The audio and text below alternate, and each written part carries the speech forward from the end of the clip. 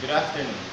There are three styles of communication: passive, aggressive, and assertive. We will be discussing today these three styles of communications. We will start off with passive and aggressive. Good afternoon, ma'am. This is the menu.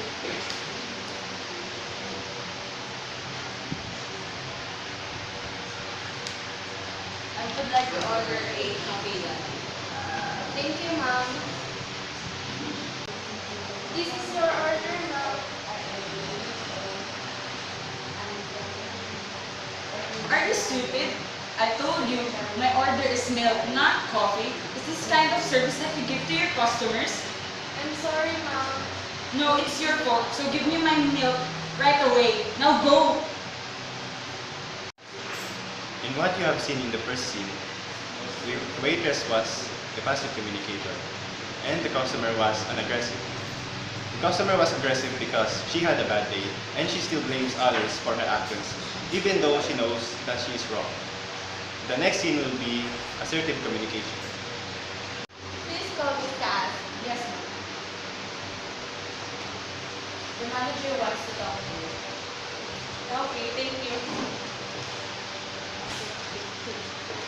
Good morning, ma'am. Miss Mao told me that you want to talk to me. Oh, Miss Cassie, I've noticed that you were late these past few days. What is your problem? I'm sorry, ma'am. I just have my family problems. I want my employees to work hard so that we could have a good relationship and finish your task in time. So tell me, what is your problem?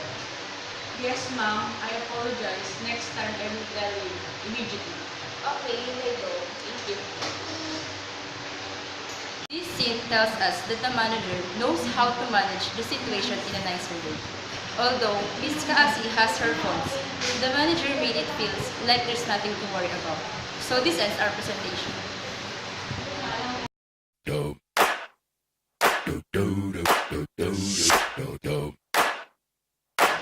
afternoon. There are three styles of communication. Ulit! Good afternoon. Good afternoon. There are three styles.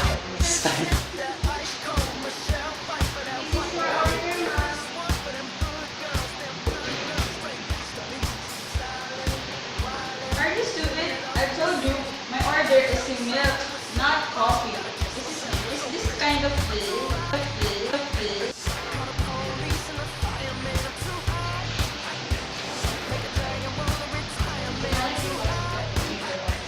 Okay, Miss Ma'am, thank you.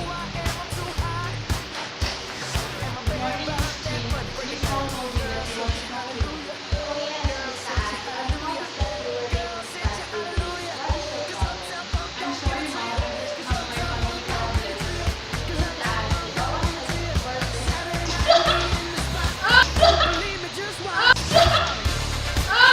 Stop with your...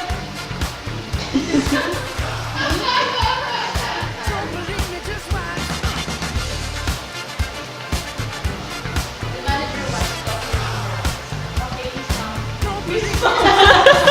Don't believe me, just watch. Don't believe me, just watch. Don't believe me, just watch. Be blocking.